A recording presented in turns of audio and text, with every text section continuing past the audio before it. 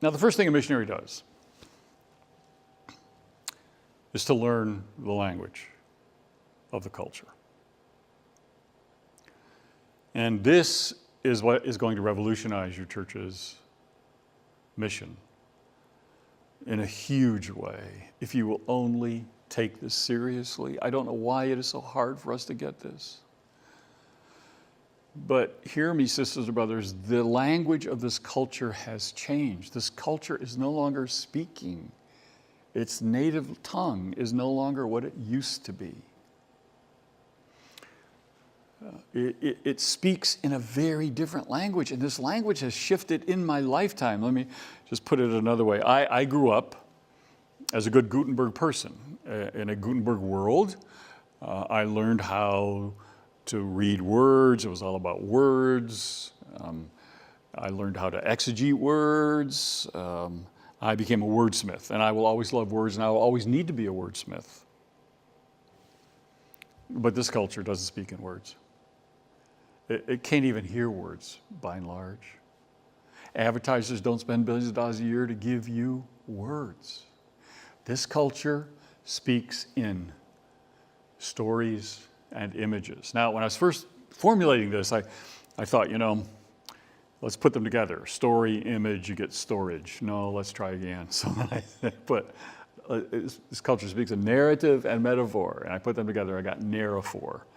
So let me introduce you to the language of this culture.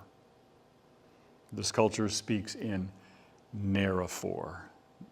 It's not a Gutenberg culture, it's a Google culture. And a Google culture thinks very differently. The brains are wired very differently. And this is a culture wired for story and image, narrative and metaphor. And we have to learn to speak the language of this culture. If you don't believe me, let's go back to football. You got these great Super Bowls.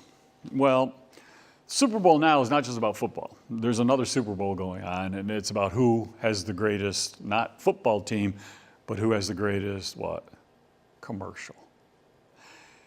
And the last few years, the ones who have won the Super Bowl commercial game. The most famous one, do you remember that Darth Vader VW commercial? Not a word. It's wordless. There was one last year that they said won. It was the Clydesdale commercial. Anybody remember that? There was not one word spoken. It's all just narrative and metaphor. This is a culture. Relook at the advertising world and what they're offering. In fact, this is a culture so into narraphor, narrative and metaphor, that this culture doesn't even showcase what you're buying as part of the commercial. That's why you don't see anything that you're buying in many of these cases as part of the commercial itself. There's a new one out. I love this one called Shangri-La. If you just Google Shangri-La wolves, you'll see this incredible commercial. It's a 1 minute and 3 minute. The 1 minute is just as good. 3 minute is fantastic too, but not a word spoken. But Shangri-La is a hotel. And you're done with this commercial. And it's a commercial about this guy who's lost and has an encounter with wolves. I'm not going to say any more because it'll ruin the commercial for you. But you don't see a bed. You don't see a lobby. You don't see a restaurant. It's not about a product anymore. There's a new product. And you know what the new product is? The story. This is what anybody who's selling anything is selling: a story and an image, a narrative and a metaphor. That's the currency of this culture. This culture is hungry for stories. And part of our mission is to convey who Jesus is in the language of this culture. And the language of this culture is narraphor. But here's our problem. And it's my problem too, I have an acute case of bursitis. Now, if you don't know what bursitis is, let me, I didn't say bursitis.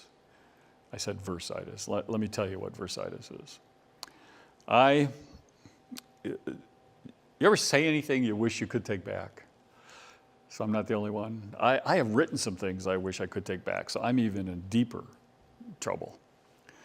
And one of my early books, I'm talking about here we are living in a digital electronic culture, Twitter, Google, iPhone, Facebook, and we're still trying to teach the gospel through flannel graphs and chalkboards and chalk artists. So I kind of made fun of those people and kind of, get with it, church, come on. I am so embarrassed about those words. I still want to take them back. I wish I could rip out that page in every book that was sold. Because here's the problem. The course of my life, my mother put us in a Bible Memory Association program. And beginning at age 5, we had to memorize 12 Bible verses a week. We had 12 weeks on and 12 weeks off. And part of that memorization program was we had a hearer that came in on Friday night, and we had to recite those 12 Bible verses, each one according to a theme, like one week on holiness, 12 Bible verses on holy, another week on salvation, 12 Bible verses on salvation, 12 Bible verses on heaven, 12 Bible verses on hell. The course of my life, I memorized a lot of Bible verses. I'm a slow learner about some things, but a few years ago, all of a sudden it hit me, sweet, you memorized all these Bible verses. But wait a minute, the Bible wasn't written in verses. We did that to the Bible. In fact, it wasn't done, the chapter and verse wasn't done basically on a widespread level until King James. Up until that time, it wasn't chaptered and versed out. The Calvin's Geneva Bible is the first one to break it down. And I go, well, wait a minute, what was the Bible written? It was written in stories and letters and poems and songs. And all of a sudden it hit me, sweet, you've never once memorized an entire Bible story or a Bible letter. And I got a little defensive of myself. And, oh, yes, you do. You know some stories. The first one that came to mind, you ready for this? It was Zacchaeus was a wee little man, and a wee little man was he. He climbed up in the sycamore tree. I go, wait a minute. That's not a story. You didn't memorize a story. You memorized a song. I do know some stories really well. And I know, I know the story of the Good Samaritan. I know the story. I know the nativity story. And every story that I could think of that I knew the best, my Lord have mercy, guess where I learned it from? Those flannel graph people at Vacation Bible School, that chalk artist they came in at summer camp at Sacandaga Bible Conference, those, oh my Lord have mercy, if I didn't have those people in my life, I'd have a worse case of bursitis than I actually do. This is not a culture saying, tell me the verses of Jesus. This is a culture hungry, desperate for the stories. The stories. And they're told to build their life on the celebrity culture stories and the consumer culture stories. When we've got the greatest story, here's the problem, never told. Because it's not told as a story. It's just told as these disjointed verses. And it's time, if we're going to be in this missional mode, if we're going to reach this culture for Jesus, if we're going to serve this present age, our calling to fulfill, it behooves us to do what every good missionary does from day one. That is, learn to speak the language of the culture and to tell the story of Jesus as a story. One story from Genesis to the maps, the greatest story ever told. So that's why now I just kind of brace myself a little bit, and I instead of saying, whenever I'm tempted to say, the Word of God, I start talking about the story of God. Because these words create a narrative. And this is a culture that is building itself on all the wrong narratives, all the wrong stories.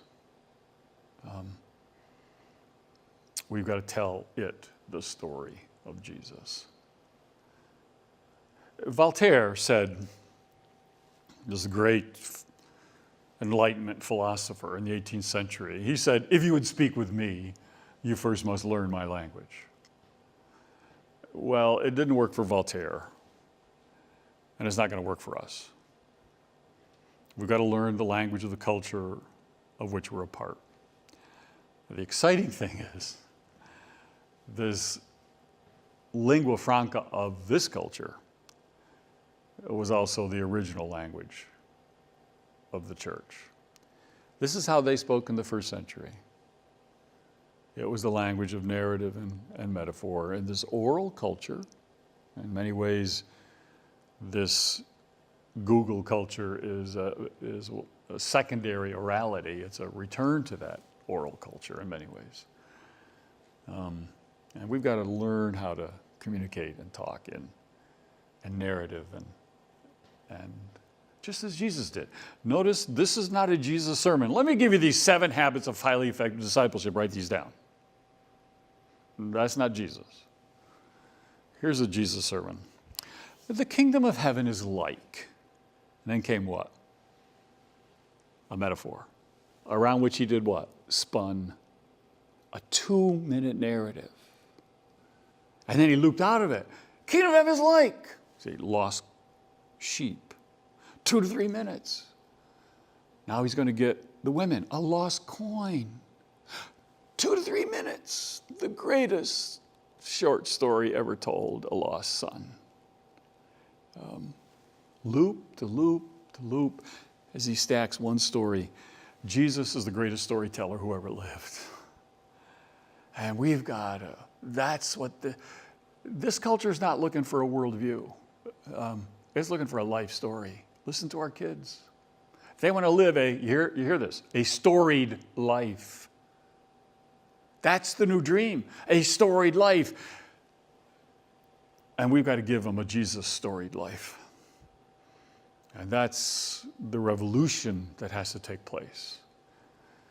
Because we're to go out into all the world to make disciples of Jesus Christ. And the third one of all, cultures. Some translated of all nations, but you really don't have a nation as we know it, a nation state, until 1648, the Treaty of Westphalia. So I like the word cultures or people groups much better. This is our mission statement. Go into all the world. Make disciples of Jesus Christ. And all that goes with that, baptizing, teaching, all that goes with it, of all cultures.